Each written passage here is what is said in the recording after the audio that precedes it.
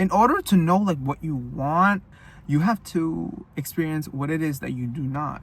As a multi-passionate and multi-interested person, as intriguing as it might be to be, fascinated by so many different things, at the other end of that stick, it can feel very paralyzing to have so many interests.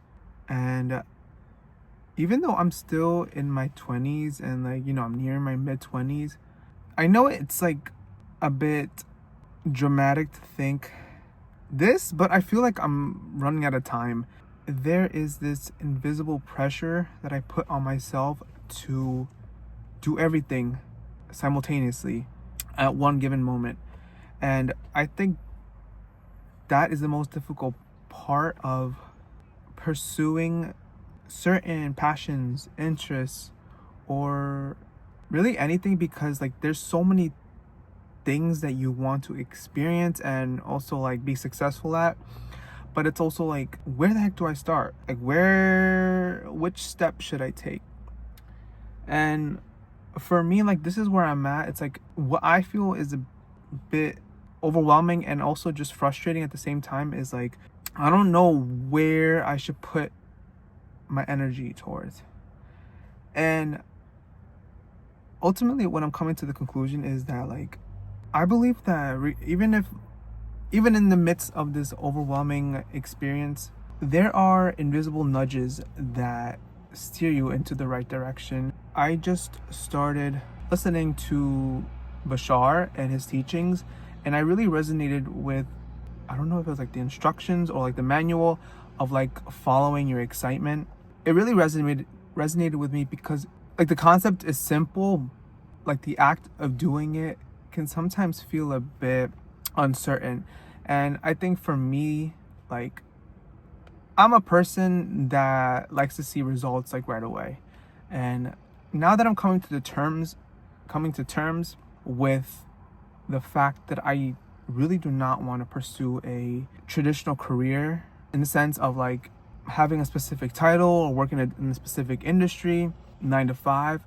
But like for me, like personally, like, when we think of 9 to 5s, we think of like an office job or working in corporate or working in a position of, I don't know what it is, but, but for me, like, I personally do not mind, like, okay, maybe no.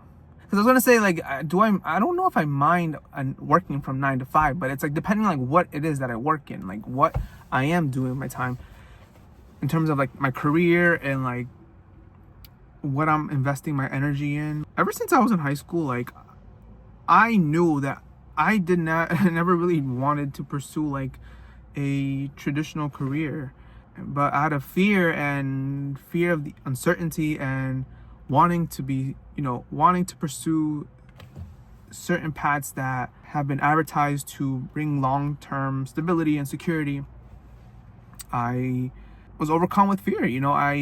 I felt like I had to do what was the safest option for me to make sure, because even up to this day, like, two of the values that I still hold and want to make sure that I experience to meet my needs is being stable and secure. Like, that's what I'm saying. Like, for me, like, I think what I'm frustrated most with this realization, but also I'm also like excited by it because like, sometimes I honestly, like, the ego, like I feel like I don't want to waste my time. I don't want, like, and like truthfully, like I feel like continue to go down avenues and realizing, nah, this is not what I want. It's like a waste of time. But like, what is a waste of time? Because now I'm starting to really understand, like, there's no such thing as a waste of time, because in order to know like what you want or what it is that really resonates with you or aligns with the path that your soul ultimately is being called to, you have to experience what it is that you do not align with or prefer. And I think it's like that limbo period of like going down a path and realizing, this is not what I want. Ultimately, what I'm trying to get at is like aligning with your truth can be a bit messy and like it might feel a bit like uncertain, but it's just more like learning to be okay with experiencing things you do not prefer. If I didn't experience this path, if I didn't take this job, if I wasn't in this relationship, or if I didn't have this friendship, or I just, if I didn't make the mistake or I didn't make the decision, like I wouldn't have known what it is that I preferred. So I'm trying to like give myself a bit of grace in knowing that no matter what path, decision, or excitement in the moment that I follow, it will either bring clarity to what it is that I truly prefer and what it is that feels in alignment with my soul, or it is going to be redirection at the end of the day, regardless. Because if I go down a path and it's not like what I want, okay, I can be grateful for that because it showed me like this is not what I want. So then I can move the other way or steer and pivot towards the direction that feels more aligned. And like I said, like teachings like Bashar, it really just opens your eyes and your mind and everything to the fact that like your excitement can also be seen as your intuition, and that excitement sometimes will lead you to experiencing what it is that you don't prefer, but also it can also get to lead you to experience what it is that you prefer, so you further align with the truth of who you are. And like going back to like, oh my god, like how did we get to this point? Oh well.